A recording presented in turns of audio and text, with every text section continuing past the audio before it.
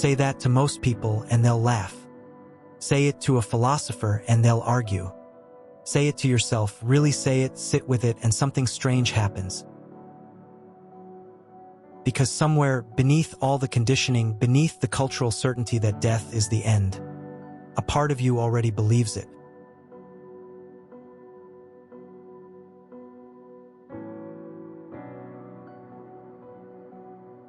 Welcome to the Objectivism. I'm going to make a philosophical argument today, not a religious one, not a spiritual one, a strictly logical one. And by the end of this video, I want you to sit with the possibility that the statement you just heard might actually be true.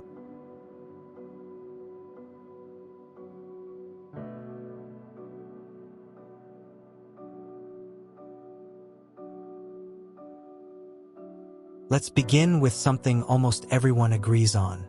You are alive because there is something, neurons, cells, structure, that sustains your experience of being. The moment that substrate is destroyed, what we call you ceases to operate in this world. That part seems obvious.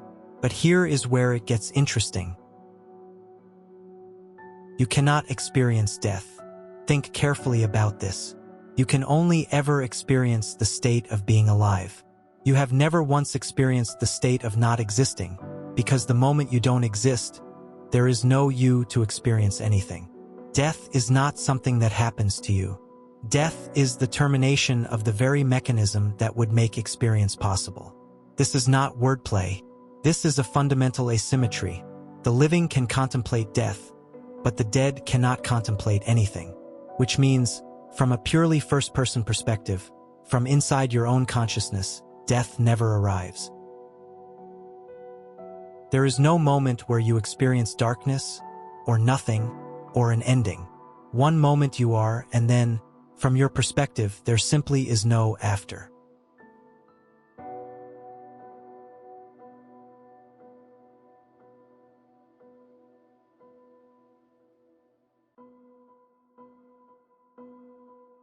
Now we arrive at the deepest part of this argument. After your physical substrate is gone, after what we call your death, time continues. Thousands of years pass, millions, billions. Eventually, perhaps, a heat death of the universe, a big crunch, a new Big Bang. Endless cycles of cosmic time. And here is the question I want you to genuinely wrestle with. If you have no experience, no consciousness, no perception, then that infinite span of time has zero experiential duration from your perspective. Passes in no time at all. It is, to you, an instant. And if we combine this with the fact that, given infinite time, all physical configurations that have ever existed will, with near certainty, recur, then the substrate that gives rise to your particular consciousness will be reconstituted.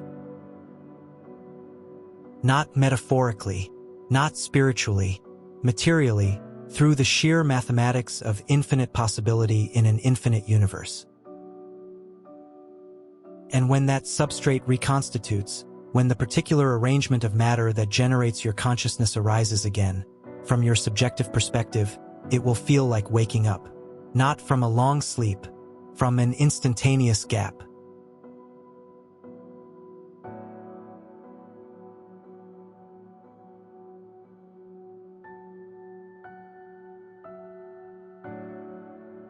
This raises the most philosophically loaded question of all.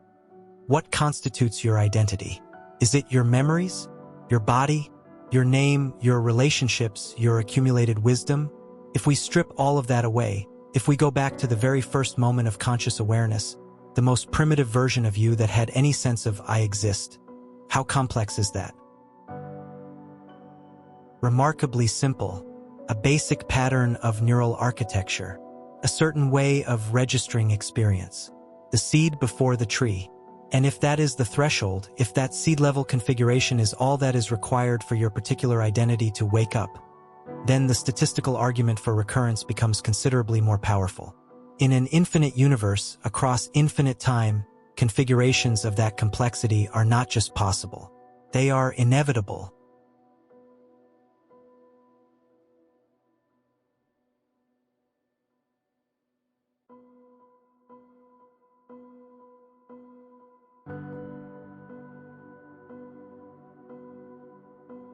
This is not a new idea. Every major philosophical and religious tradition has wrestled with the persistence of consciousness. But I want to briefly examine 3 of them through the lens of this argument.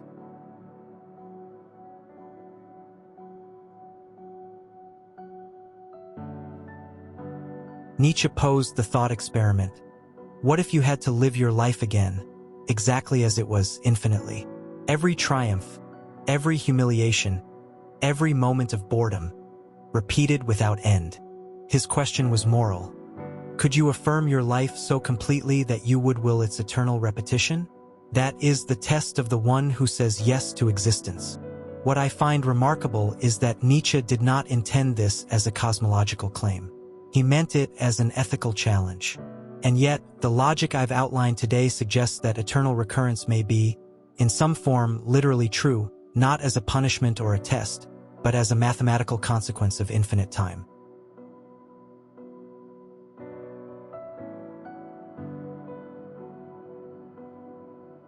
Christian theology insists on the resurrection of the body, not the escape of a disembodied soul into a formless beyond, but the reconstitution of the physical person. The self that was is restored. This aligns, interestingly, with our argument. What survives is not some ethereal essence. It is the specific physical configuration, the substrate, the carrier of identity. Where I diverge from Christianity is in the teleology, the idea that this reconstitution is singular, personal, and directed by divine will.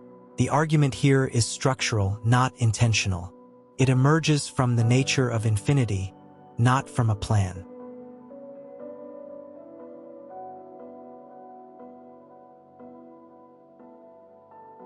Buddhism presents the most challenging counterpoint. It denies the existence of a fixed, permanent self altogether. What we call I is a flow of processes, no more stable than a flame that appears continuous but is, moment to moment, entirely new. And here Buddhism and our argument are not entirely at odds.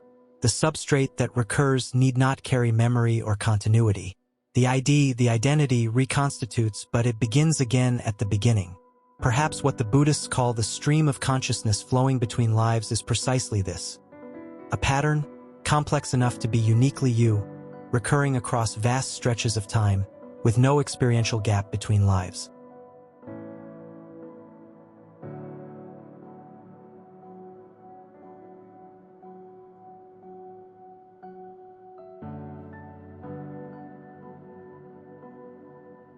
I want to engage with the strongest objections to this framework, because a philosophical argument only earns its keep when it survives serious scrutiny. Objection 1. The reconstituted you is not actually you. This is the most serious challenge.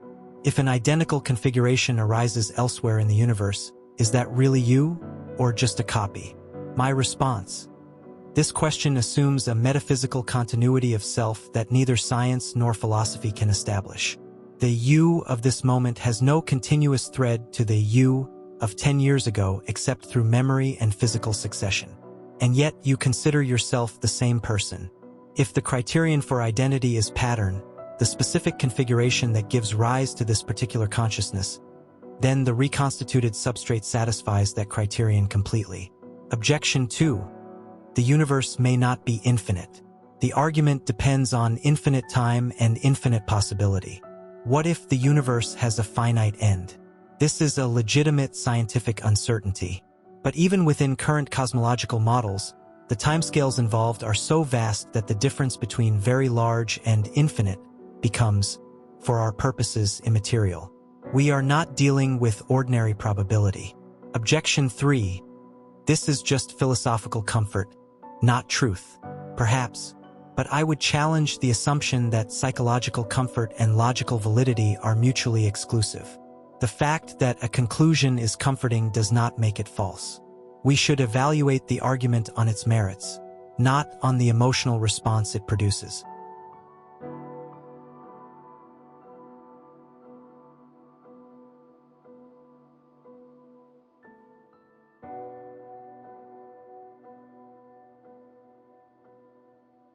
If this framework is true, if non-existence is structurally impossible from a first-person perspective, what follows? not recklessness, not indifference. The specific life you are living right now, its texture, its relationships, its suffering, its joy, is not diminished by recurrence. If anything, it is amplified, because this is not practice. There is no rehearsal. The particular configuration of circumstances that is your current life, the people you love, the work you are doing, the version of you that exists in the specific moment, will not recur in precisely this form. These two truths coexist, and I think they produce, together, the most honest possible orientation toward existence. Neither the nihilism of meaninglessness, nor the escapism of fantasized afterlives. Just this vivid, irreplaceable, unrepeatable, and worth loving completely.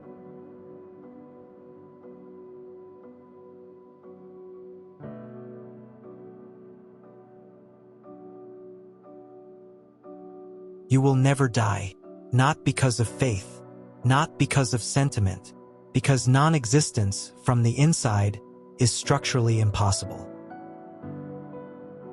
This is the foundation of what I'm calling objectivism, a framework that takes seriously the idea that reality is objective, that consciousness is material, and that the implications of infinity are not abstract. They reach all the way down into your life right now. If this raised more questions than it answered for you, good. That's where philosophy begins. I'll be exploring these ideas further in the next episode. Subscribe if you want to follow the argument where it leads. See you in the next one. May objectivism illuminate your world.